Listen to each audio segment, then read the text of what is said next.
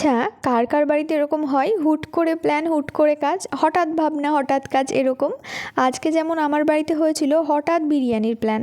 তো ভাবলাম সবজি বিরিয়ানি সাথে চিকেন কষা করব। তারপর ভাবলাম যে বাড়িতে যেহেতু সদস্য সংখ্যা কম, চিকেন বিরিয়ানি সাথে চিকেন কষা করি। আজকের বিরিয়ানিটা একটু অন্যভাবে বানিয়েছি।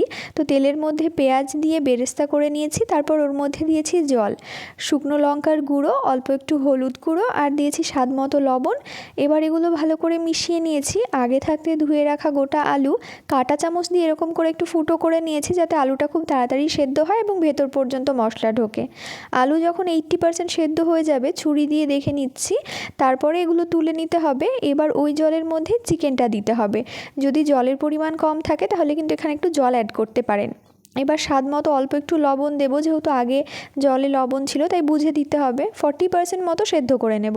তারপর 1 চামচ আদা রসুনের রস দেব। তারপর এখানে ছোটো এলাচ, সাজিরে আর জয়িত্রী আর একটুখানি দিয়েছি দারুচিনি গোটা। তারপর এর মধ্যে জিরে ধনে গুঁড়ো 1 চামচ দিয়ে চিকেনটা 80% সেদ্ধ হওয়া পর্যন্ত সেদ্ধ করে নেব। এবার দিয়ে দেবো শেষে টক দই ওপর থেকে, আর দিয়েছি দুধে ভেজানো খোয়া ক্ষীর। বাড়িতে আসলে পিঠের জন্য দুধ জাল দেওয়া হচ্ছিলো, তো সেখান থেকে আমি ঘন দুধ তুলে নিয়েছি। তো খোয়া ক্ষীর আর দুধটা দিইনি, আপনার কাছে না থাকলে কিন্তু দুধের সাথে খোয়া ক্ষীর মিশিয়ে দেবেন। তারপর বিরিয়ানি মশলা আর আলু দিয়ে এটা এক সাইডে রেখে দিতে হবে, এটা কিন্তু রান্না করা যাবে না। এবার হাঁড়ির মধ্যে দিয়েছি জল গরম করতে, যার মধ্যে লবণ দিয়েছি, সাজিরে, তেজপাতা, ছোটো বড় এলাচ, গোলমরিচ, দারুচিনি আর লবঙ্গ। জল যখন ফুটতে থাকবে, আধ ঘন্টা আগে ভেজানো বাসমতি চাল আমি এর মধ্যে দিয়ে দেব। চালগুলো 60 to 70% সেদ্ধ করতে হবে। 70% সেদ্ধ হয়ে গেলে চাল তুলে ডিরেক্ট আমরা আগে থাকতে রেডি করা চিকেনের মধ্যে দেব।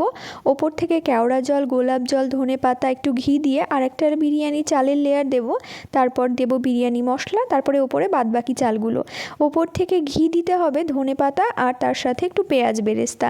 এখানে কিন্তু আমি মিঠা আতর ব্যবহার করিনি, যেহেতু বাড়ির জন্যই বানাচ্ছি আর আমার বাড়ির লোক মিঠা আতরটা পছন্দ করে না, কারণে আমি মিঠা আতরটা স্কিপ করেছি। এরপর ঢাকনা বন্ধ করে 20 মিনিট লো ফ্লেমে দম দিতে হবে, তাহলেই রেডি বিরিয়ানি। গরম গরম এই বিরিয়ানি বিকেলবেলা ছাদে উঠে 3 জনে মিলে দারুণভাবে খেলাম। এই রকমভাবে বিরিয়ানি বাড়িতে বানিয়ে দেখবেন, খেতে কিন্তু দারুণ হয়েছিল।